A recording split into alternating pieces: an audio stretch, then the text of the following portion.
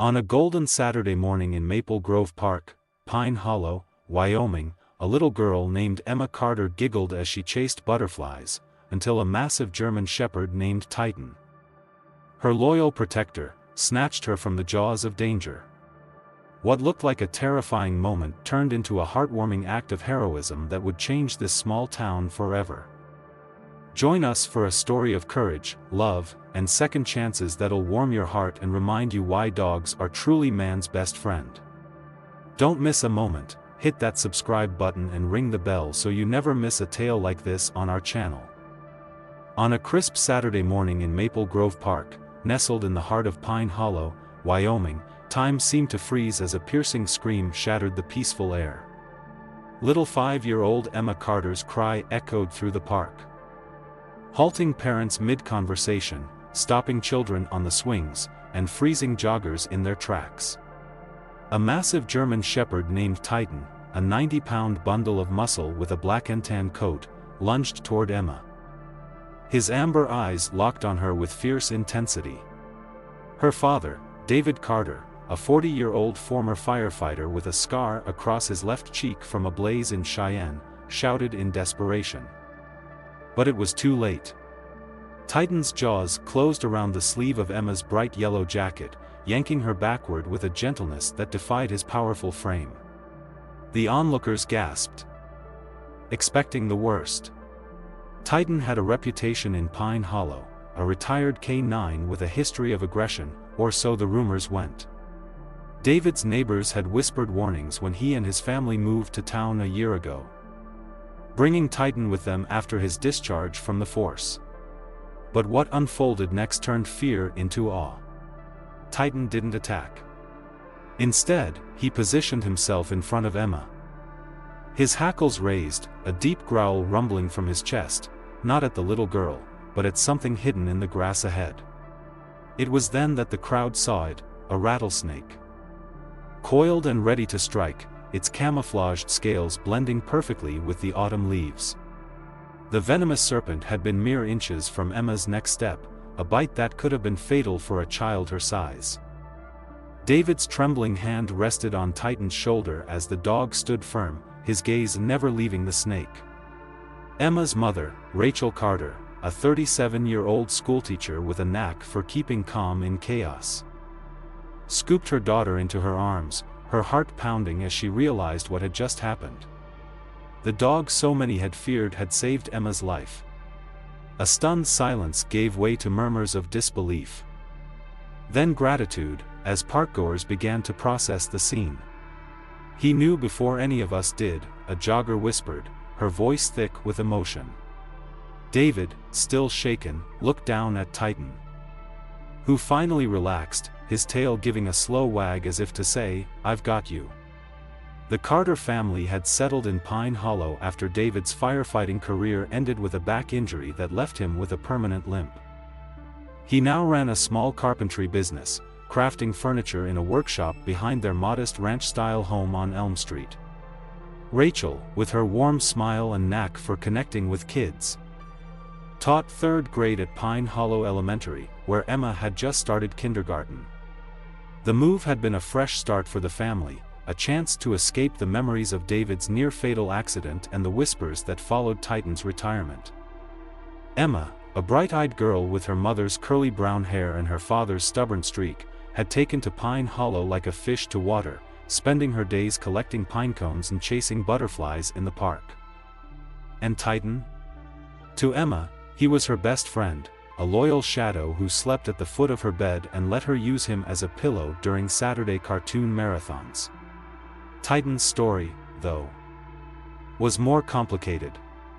He'd been David's partner during his brief stint as a volunteer K9 handler with the Cheyenne Fire Department, assisting in search and rescue missions after wildfires. Their bond had deepened during a 2017 blaze when Titan dragged an unconscious David from a collapsing barn, earning a commendation, and a reputation for being too intense after he'd bitten a looter during a chaotic evacuation. Deemed unfit for further service, Titan faced a grim fate until David fought to adopt him, refusing to let the dog who'd saved his life be put down. In Pine Hollow, the decision had sparked debate. The town council, led by gruff diner owner Hank Grayson, had imposed strict rules. Titan had to be leashed in public, muzzled at crowded events, and the Carter's yard needed a 6-foot fence. But others, like 78-year-old Clara Bennett, a retired librarian whose late husband had been a firefighter, saw Titan's potential. "That dog's got a heart of gold," she'd say, her voice carrying the weight of someone who'd seen Pine Hollow through decades of change. The snake incident at Maple Grove Park made headlines in the Pine Hollow Tribune by Monday morning. Retired K-9 saves girl from rattlesnake. A photo of Titan sitting proudly beside a grinning Emma accompanied the story. Written by local journalist Amy Harper. The article detailed Titan's quick thinking, quoting a witness who said, "He handled her like she was a fragile doll, even while staring down that snake." For the Carters, the attention brought a wave of support. Neighbors who'd once avoided Titan dropped by with treats: homemade biscuits from Mrs. Jenkins across the street, a chew toy from the Wilsons next door. Emma's kindergarten teacher, Ms. Larson, called to suggest Titan visit the school for a hero day. "It's like they forgot he was the town's boogeyman last week," Rachel said with a laugh. Sorting through thank you notes at the kitchen table after a long day of teaching. David, sanding a cedar chair in his workshop, glanced at Titan, who lay near the door, ears perked. "People love a good story," he said, but his brow furrowed.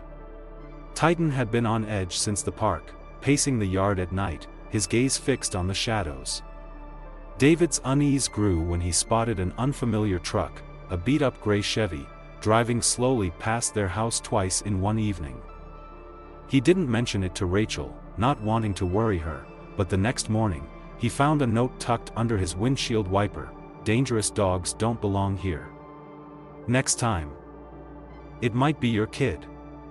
The words, scrawled in black marker, sent a chill down his spine. He crumpled the paper, checking to make sure no one was watching, and doubled the locks on the house that night. Titan's restlessness mirrored David's growing suspicion that the snake incident had stirred something darker in Pine Hollow, something that threatened not just Titan, but the family he'd sworn to protect. The warmth of the community's gratitude couldn't dispel the chill that settled over the Carter household in the days following the snake incident. Titan's vigilance had become almost palpable. He'd taken to sleeping outside Emma's bedroom door, his low growls waking David more than once in the night. Rachel noticed it too, her practical nature giving way to concern as she watched the German Shepherd patrol their fenced yard with a focus that reminded her of the stories David told about their rescue missions. "He's acting like he's still on duty," she said one evening, stirring a pot of chili on the stove while Emma colored at the kitchen table. David nodded, his jaw tight. "Something's got him spooked. And I don't think it's just the snake." David's suspicions deepened when he ran into Detective Ryan Keller at the Pine Hollow police station. Keller, a wiry man in his late 30s with a buzz cut and a habit of chewing gum, had transferred to town 6 months after the Carters arrived, a move that had raised eyebrows in a place where newcomers were rare. David had gone to the station to file a report about the threatening note. But Keller's questions felt too pointed. "Any other incidents with Titan since he retired? Any aggressive behavior?" The detective's smile didn't reach his eyes, and David left with a knot in his stomach. That night, a second note appeared, slipped through their mail slot: "We know what happened in Cheyenne. Time's running out." David's mind raced back to the fire that had ended his career, a blaze tied to an arson ring. A case that had never been fully solved. Had someone followed them to Pine Hollow? The tension came to a head at the town council meeting the following Tuesday, held in the high school gym. The room buzzed with residents, the air thick with the scent of coffee and small-town politics. Hank Grayson stood up before the meeting was even called to order, his voice booming: "We all saw the pretty story in the paper.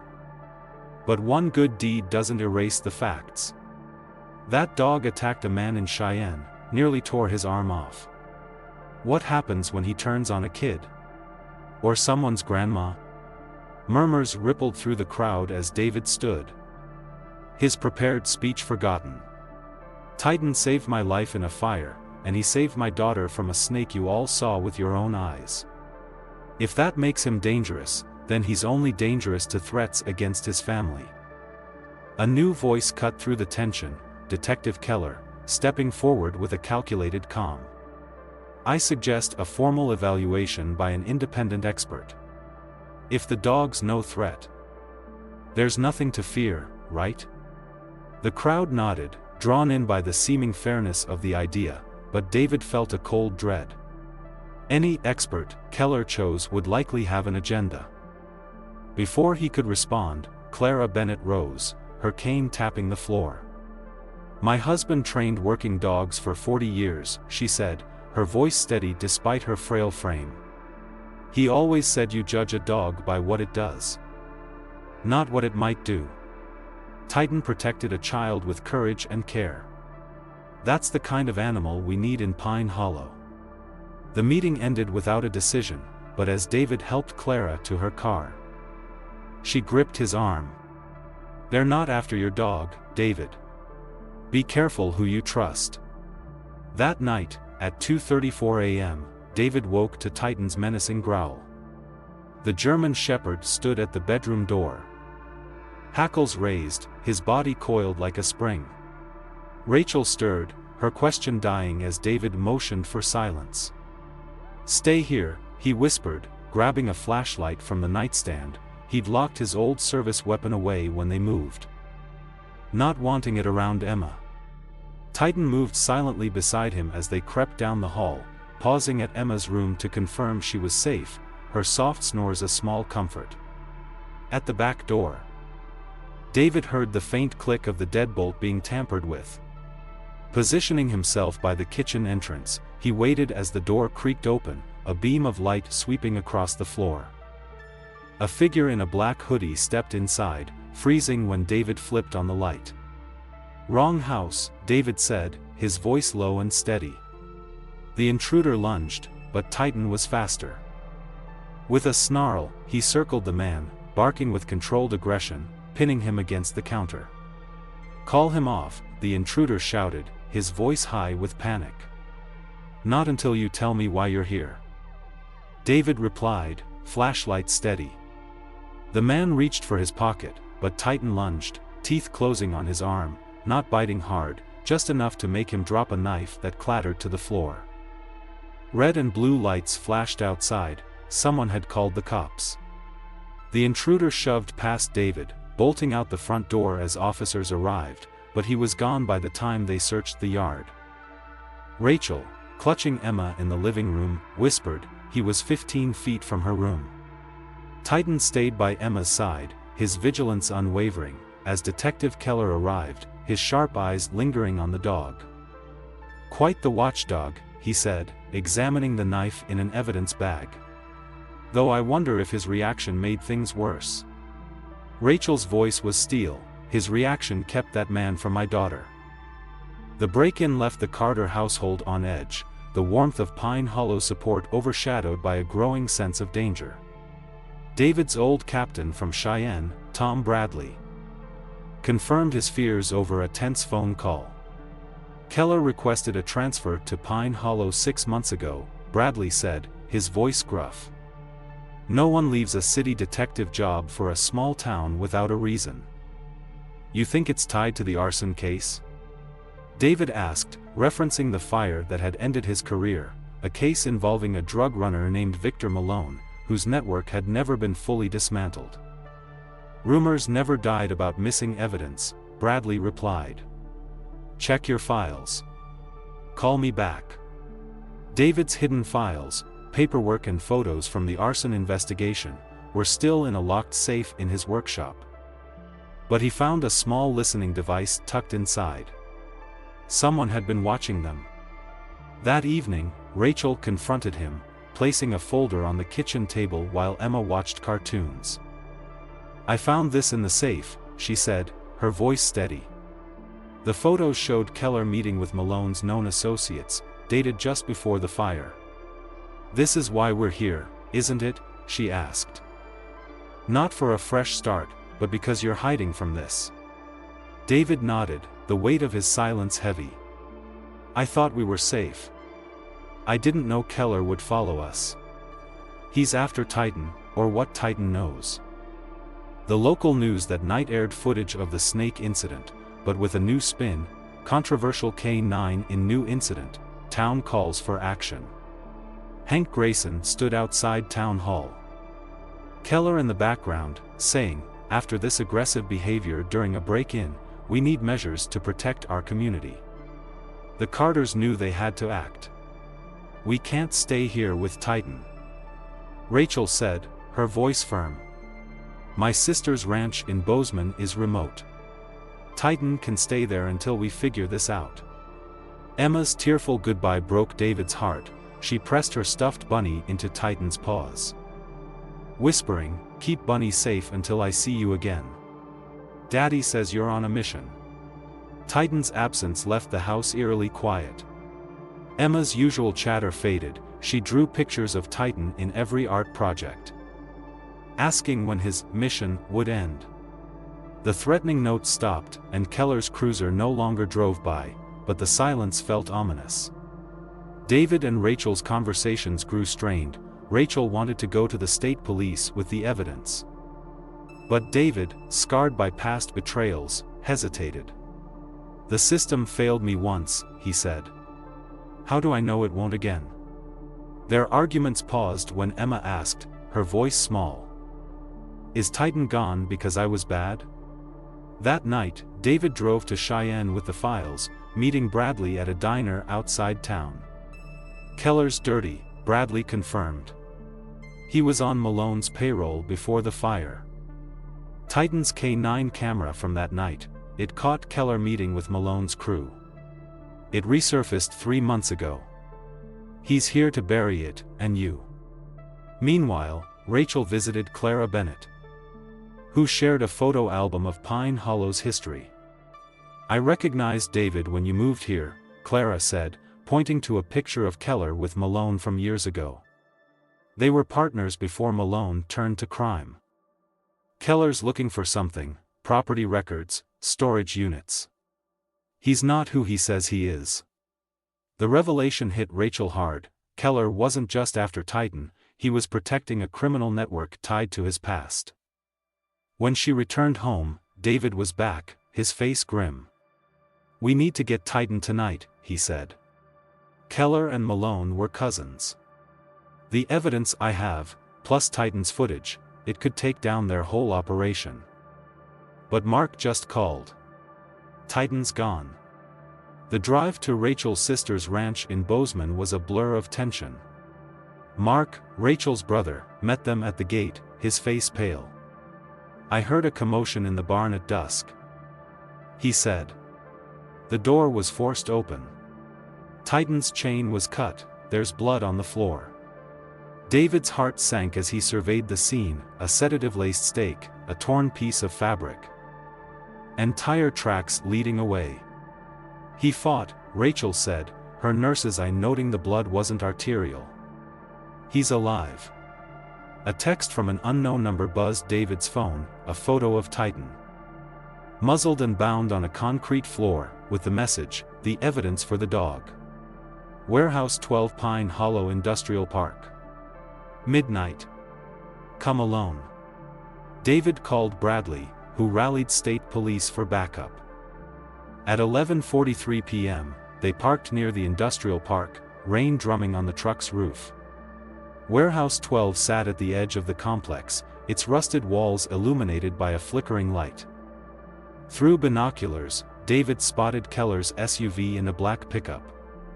At least 4 hostiles, likely armed, Bradley said, checking his vest. Priority is Titan and your family's safety. Another text arrived, service entrance. Alone, or the dog dies. A new photo showed Titan with a bloodied shoulder. They're nervous, Bradley said. Something's off. David slipped into the rain, moving toward the service entrance. A child's cry stopped him, cold, faint, but unmistakable, coming from inside. He whispered into his mic, possible juvenile hostage. Hold positions." The door swung open and Keller stood inside, gun trained on David. "Should have stayed out of this," Keller sneered. To his right, 2 enforcers held a boy, Keller's son, Ethan. 10 years old, his face pale with fear. "Your son," David said, understanding dawning. "This isn't just about the evidence." Keller's jaw tightened. "Ethan wasn't supposed to be here. He found files he shouldn't have, ran to find you." Titan's growl echoed from behind a stack of crates. "The evidence," Keller demanded. David slid an envelope forward, files. A flash drive with Titan's footage, his statement. "Let the boy go." Keller hesitated, but Ethan broke free, running into the warehouse's maze of machinery. Titan, dragging his chains, bolted after him, disappearing into the shadows. David tackled Keller, disarming him as state police breached the building. "The boy!" David shouted to Bradley, racing after Titan. He found them in a narrow passage, Titan standing over Ethan, muzzled but fierce, facing an armed enforcer. "The kid comes with me," the man growled, aiming at Titan. David shouted. "Building surrounded, drop it." The enforcer fired, but Titan lunged, taking him down with a precise bite to the arm. David secured the weapon as backup arrived, Titan releasing on command. Ethan, trembling, whispered, "He's the bravest dog ever." David removed Titan's muzzle, checking his wound, a bullet graze from the farm. "He came for you," David said, his voice thick. "Found you when no one else could." As medics secured the scene, Rachel arrived, relief flooding her face as she saw David, Titan, and Ethan safe. Titan limped beside David, his loyalty unshaken. A guardian who defied the odds to protect a child, again. Titan's heroism at the warehouse cemented his place in Pine Hollow's heart, but the cost was steep. At Pine Hollow Veterinary Clinic, Dr. Laura Hayes worked to save him, the bullet graze from the farm having caused a severe infection. "He's in septic shock," she said, her voice grave. "The next 12 hours are critical." David and Rachel kept vigil, Emma clutching her stuffed bunny, whispering, "Titan needs you, bunny." The town rallied, kids sent get-well cards, a prayer vigil formed outside. And even Hank Grayson offered support, proposing a K-9 program in Titan's name. Dr. Michael Grant, a specialist from Colorado, flew in with a new treatment protocol, and by dawn, Titan showed signs of recovery, his fever dropped, his tail thumped weakly. "He's a fighter," Grant said, amazed. 6 weeks later, Titan returned home to a hero's welcome, Pine Hollow lining the streets with signs, "Thank you, Titan." Emma led him to a new recovery room, her stuffed animals arranged around his bed. Ethan visited, gifting Titan a custom collar, "Titan, hero of Pine Hollow. He saved me," Ethan said, his mother nodding gratefully. The town council revised its laws, creating support for service dogs, and David took a role training K-9s, ensuring Titan's legacy lived on. At the Harvest Festival, Mayor Ellis declared October 15th Titan Day, honoring his courage. As Emma hugged Titan, David whispered, "You showed us what loyalty really means." Under the Wyoming stars, Titan stood watch over Emma's room, a guardian whose love had transformed a town. Lesson learned. Titan's journey in Pine Hollow, Wyoming, shows us that true heroism often comes from the most unexpected places. A German shepherd once feared by many became a town's beloved guardian, proving that loyalty, courage, and love can overcome even the darkest misunderstandings. It's a reminder that we all have the power to protect what matters most, and that second chances can lead to beautiful new beginnings. For both dogs and the communities they inspire. What did Titan's story teach you? Have you ever witnessed a pet or a person rise above judgment to show their true heart? Share your thoughts in the comments below, we'd love to hear your stories. And if Titan warmed your heart, Give this video a thumbs up, share it with a friend, and let us know, who's the loyal hero in your life?